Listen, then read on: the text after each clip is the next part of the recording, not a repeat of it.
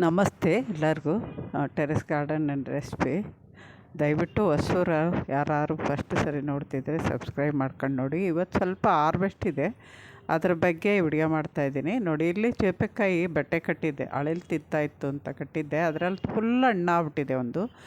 ಆಮೇಲೆ ಅಷ್ಟು ಹಣ್ಣಾಗಿದ್ರೂ ತುಂಬ ಸ್ವೀಟ್ ಇದೆ. ಕಾಯಿ ಸ್ವಲ್ಪ ದೋರ್ಗಾಯಿ ಇದೆ ಇಲ್ಲ, ಅದಕ್ಕಿಂತ ಸ್ವೀಟ್ ಇದೆ. ಜಾಸ್ತಿ ಹಣ್ಣಾಗಿರೋದು ಇದು ಎರಡನೇ ಸರಿ ಕಿತ್ತಿರೋದು.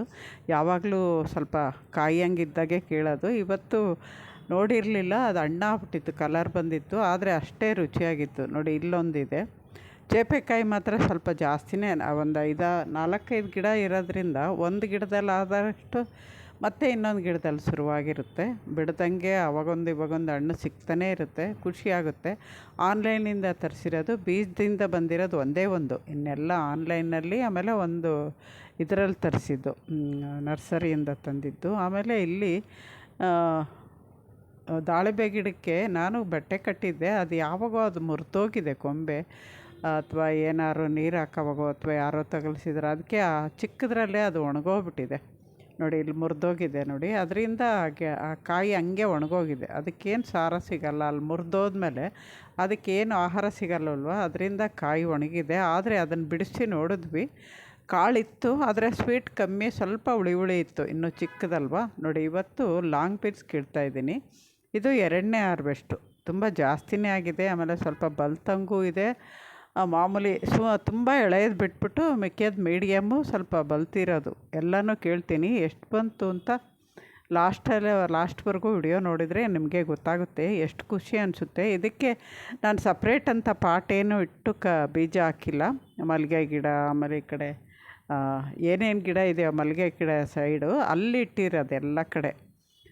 ಈ ಕಡೆಗೆ ಸಾಮಂತಿಗೆ ಗಿಡ ಕಡೆ ಅವರೆಕಾಯಿ, ಇಲ್ಲಿ ಎಲ್ಲ ಲಾಂಗ್ ಬೀನ್ಸು ಆಪೋಸಿಟ್ ಇರೋದು. ಇದು ತುಂಬ ಚೆನ್ನಾಗಿ ಇರುತ್ತೆ, ನೋಡೋಕೆ ಮಾತ್ರ ತುಂಬ ಚೆನ್ನಾಗಿರುತ್ತೆ.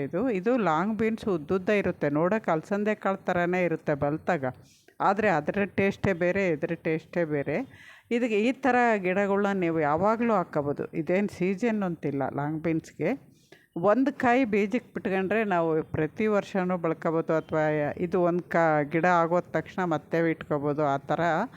ನಾನು ಇದರ ಬೀಜನೂ ಸುಮಾರು ಜನಕ್ಕೆ ಕೊಟ್ಟು ನಾನು ಸುಮಾರು ವರ್ಷದಿಂದ ಬೆಳೆಸ್ತಾನೇ ಇದ್ದೀನಿ. ಇದು ತುಂಬ ಚೆನ್ನಾಗಿರುತ್ತೆ. ನೀವು ಬೀಜ ಅಲಸಂದೆ ಕಾಳು ಥರ ಬೀಜದ ಪಲ್ಯ ಮಾಡಬೇಕು ಅಂದರೆ ಸ್ವಲ್ಪ ಗಿಡದಲ್ಲೇ ಬಲಿಯಕ್ಕೆ ಬಿಡಿ, ಇಲ್ಲ ಎಳೆದು ನಾವು ಬೀನ್ಸು ಮುರಿದಾಕ್ತೀವಲ್ಲ ಆ ಥರನೂ ಮಾಡ್ಬೋದು. ಅದರ ರೆಸಿಪಿ ನಾನು ಶೇರ್ ಮಾಡ್ತೀನಿ, ಯಾವ ಥರ ಮಾಡಿದ್ನಿ ಅಂತ. ಮೊದಲು ತುಂಬ 2 ವರ್ಷದ ಕೆಳಗೆ ಒಂದು ಸರಿ ಶೇರ್ ಮಾಡಿದ್ದೀನಿ, ಇವಾಗ ಮಾಡೋದನ್ನು ಶೇರ್ ಮಾಡ್ತೀನಿ. ಇದು ಭಾನುವಾರ ಹಾರ್ವೆಸ್ಟ್ ಮಾಡ್ತಿರೋದು, ಹೋದ್ವಾನ ಹಬ್ಬ ಆಗೋಕ್ಕಿಂತ ದೀಪಾವಳಿಗಿಂತ ಮುಂಚೆ ಬಂದಿರೋ ಹಿಂದಿನ ಭಾನುವಾರ.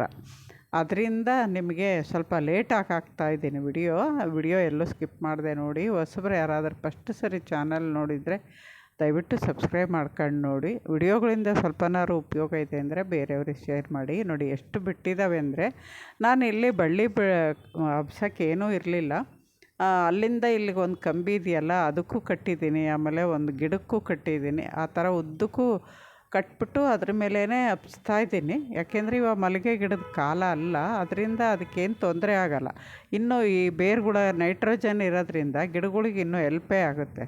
ಇವಾಗ ನಾನು ಇಲ್ಲೇವರೆಗೂ ಮಾತ್ರ ಹಬ್ಸಿದ್ದೀನಿ ನೋಡಿ, ಈ ಕಡೆ ಮಾತ್ರ ಹಬ್ಸಿದ್ದೀನಿ ಮಲ್ಲಿಗೆ ಗಿಡ ಕಡೆ.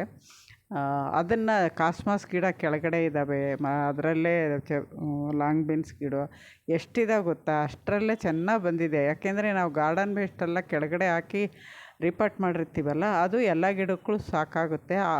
ಮುಖ್ಯವಾಗಿ ಇದು ಲಾಂಗ್ ಬೀನ್ಸು, ಚಪ್ರದ ಅವರೆಕಾಯಿ ಗಿಡಗಳು ಅದರಲ್ಲಿರೋ ಪಾಟಲ್ಲಿರೋ ಬೇರೆ ಗಿಡಗಳಿಗೆ ಹೆಲ್ಪ್ ಆಗುತ್ತೆ, ನೈಟ್ರೋಜನ್ ಸಿಗುತ್ತೆ. ಅದರಿಂದ ಇವನ್ನ ನೀವು ಅವಾಗವಾಗ ಹಾಕ್ಕೊಳ್ತಾ ಇದ್ದರೆ ಅದರಲ್ಲಿ ಪರ್ಮನೆಂಟ್ ಗಿಡಗಳು ಕೂಡ ಚೆನ್ನಾಗಿ ಬೆಳೆಯುತ್ತೆ. ನಮಗೆ ಆಮೇಲೆ ಬೇಕಾದ್ರೆ ಇದನ್ನು ಕಿತ್ತಿದರೆ ಬೇಕಾದಷ್ಟು ಗಾರ್ಡನ್ ವೇಸ್ಟ್ ಸಿಗುತ್ತೆ. ಬಳ್ಳಿ ತರಕಾರಿಲಿ ಗಾರ್ಡನ್ ವೇಸ್ಟ್ ಸಿಕ್ಕಾಪಟ್ಟೆ ಬರುತ್ತೆ. ಅದಾದಮೇಲೆ ಸ್ವಲ್ಪ ಚಪ್ರದ ಅವರೆಕಾಯಿನೂ ಕೀಳ್ತಾಯಿದ್ದೀನಿ. ಇದನ್ನು ಸ್ವಲ್ಪ 2ನೇ ಹಾರ್ವೆಸ್ಟೇ. ಮೊದಲು ಒಂಚೂರು ಬಂದಿತ್ತು, ಇವತ್ತು ಎಷ್ಟು ಬಂದಿದೆ ಅಂತ ನೋಡ್ತೀನಿ. ಇದೊಂದು ಥರ ಇದೆ ನೋಡಿ, ಅಗಲವಾಗಿದೆ, ಬೀಜ ಕಮ್ಮಿ ಇರುತ್ತೆ. ಎಳೆದ್ರಾಗ ಕಿತ್ತಿದ್ರೆ ಇನ್ನು ಸ್ವಲ್ಪ ದಿನ ಬಿಟ್ಟರೆ ಬೀಜ ಆಗುತ್ತೆ. ಬೀಜ ಬಿಟ್ಟರೆ ಅಷ್ಟು ಚೆನ್ನಾಗಿರಲ್ಲ, ಎಳೆದು ತುಂಬ ಚೆನ್ನಾಗಿರುತ್ತೆ. ಇದು ಕೆಳಗಡೆಯಿಂದ ಸ್ಟಾರ್ಟ್ ಆಗಿದೆ, ನೋಡಿಬಿಟ್ಟು ಇವತ್ತು ಕೇಳ್ತಾಯಿದ್ದೀನಿ. Long beans ಕಿತ್ತಿದ್ದೀನಿ, ಚಪ್ರದವರೆಗೂ ಕಿತ್ತಿದ್ದೀನಿ. ಯಾಕೆಂದರೆ ಭಾನುವಾರ ಹುಡುಗರು ನಮ್ಮ ಅಳಿಯ ಇಲ್ಲೇ ಇರ್ತಾರೆ. ಅವಳು ಕೆಲಸದ ಮೇಲೆ ಹೋಗಿದ್ದಾಳೆ. ಅದರಿಂದ ಚಪ್ರದವರೆಕಾಯಿ ಪಲ್ಯ ಮಾಡೋಣ ಅಂದ್ಕೊಂಡಿದ್ದೀನಿ. ಚಪಾತಿ ಮಾಡಿಬಿಟ್ಟು ಅದೇನಾದ್ರು ವಿಡಿಯೋ ಮಾಡಿದರೆ ಚಪ್ರದವರೆಕಾಯಿ ಪಲ್ಯ ಶೇರ್ ಮಾಡ್ತೀನಿ. ಚಪ್ರದವರೆಕಾಯಿ ಅಲ್ಲ, ಲಾಂಗ್ ಬೀನ್ಸ್ ಪಲ್ಯ.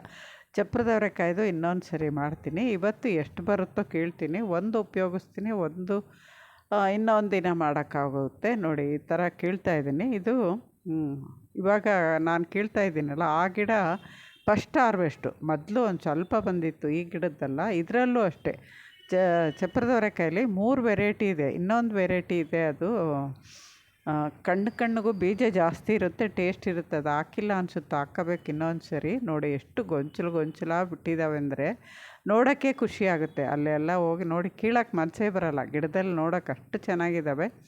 ಆದರೆ ಕೀಳದೇ ಇದ್ದರೆ ಗಿಡಗಳು ಡಲ್ ಆಗುತ್ತೆ. ಆಮೇಲೆ ನಾವು ಗಿಡಗಳು ಹಾಕೋದೇ ತರಕಾರಿ ನಮಗೆ ಅಡುಗೆಗೆ ಅಲ್ವಾ, ಅದರಿಂದ ಕೇಳ್ತಾಯಿದ್ದೀನಿ. ನೋಡಿ ಇದರಲ್ಲೂ ಅಷ್ಟೇ, ಗೊಂಚಲಲ್ಲೂ ತುಂಬ ಎಳೆಯದಿದ್ದರೆ ಕೀಳಕ್ಕೆ ಹೋಗಲ್ಲ. ಸ್ವಲ್ಪ ಸುಮಾರಾಗಿ ಇವಾಗ ಬಲ್ತಿದ್ದಾವೆ, ಪರವಾಗಿಲ್ಲ ಅನ್ನೋವನ್ನೆಲ್ಲ ಕೇಳ್ತಾಯಿದ್ದೀನಿ. ತುಂಬ ಎಳೆಯದು ಹೋದರೆ ಇನ್ನು ಬಿಟ್ಟರೆ ಇನ್ನೂ ಒಂದು ಸರಿಗಾಗುತ್ತೆ. ಆ ಥರ ನೋಡಿ ಕೇಳ್ತಾಯಿದ್ದೀನಿ ನಾನು. ಇಲ್ಲಾಂದರೆ ಗೊಂಚಲು ಕಟ್ ಮಾಡ್ಕೋಬೋದು. ಆ ಥರ ಅವು 3 ತುಂಬ ಎಳೆವಿತ್ತು, ಅದಕ್ಕೆ ಬಿಟ್ಬಿಟ್ಟಿದ್ದೀನಿ. ಇನ್ನೂ ಸ್ವಲ್ಪ ಇದ್ದಾವೆ. ಕೊನೆವರೆಗೂ ನೀವು ಈ ಥರ ಹಾರ್ವೆಸ್ಟ್ ಮಾಡೋ ವಿಡಿಯೋ ನೋಡಿದ್ರೆ ನಿಮಗೂ ಆಸೆ ಆಗುತ್ತೆ ಬೆಳೆಸೋಕ್ಕೆ. ನೋಡಿ ಇಲ್ಲೊಂದು ಗೊಂಚಲಿದೆ, ಇದನ್ನು ಕೇಳ್ತಾಯಿದ್ದೀನಿ. ಒಂದಲ್ಲ 2-3 ಗೊಂಚಲಿದೆ ಇಲ್ಲಿ. ಇಲ್ಲೂ ಕೇಳ್ತಾಯಿದ್ದೀನಿ. ಇಲ್ಲೂ ಅಷ್ಟೇ, ತುಂಬ ಬಲ್ತಿರೋವು ಇಲ್ಲ ಅಂದರೆ ಸುಮಾರಾಗಿರೋವು ಕೇಳ್ತೀನಿ. ತುಂಬ ಎಳೆಯೋದೆಲ್ಲ ಕೀಳಕ್ಕೆ ಹೋಗೋಲ್ಲ.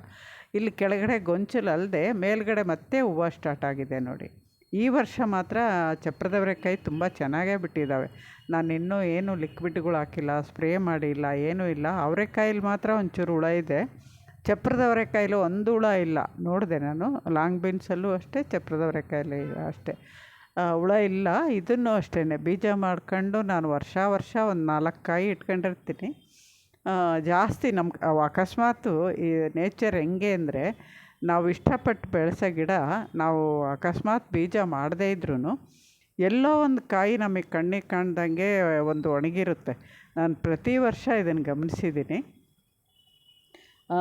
ಈ ಕಾಯಿ ಹೋಯ್ತು ಅನ್ನೋಂಗಿಲ್ಲ ತರಕಾರಿದು. ಚಪ್ರದವರೆಕಾಯಿ ಅಷ್ಟೇ. Long beans ಗೊತ್ತಾಗ್ಬಿಟ್ಟುತ್ತೆ. ಚಪ್ರದವರೆಕಾಯಿ, ಅವರೆಕಾಯಿ ಆದಷ್ಟು ಬೇಗ ಎಲೆ ಮರೆಗಿರುತ್ತಲ್ವ, ಒಣಗಿರೋದು ಗೊತ್ತಾಗಲ್ಲ ನಮಗೆ. ಎಲೆ ಬೆಳಲಿಕ್ಕೆ ಅವಾಗ ಗಿಡಗಳೆಲ್ಲ ಆಗೋಗಿ ತರಕಾರಿ ಕೇಳ್ತೀವಲ್ಲ, ಅವಾಗ 1-2 ನಮಗೆ ಗೊತ್ತಿಲ್ದಂಗೆ ಬೀಜ ಸಿಗುತ್ತೆ.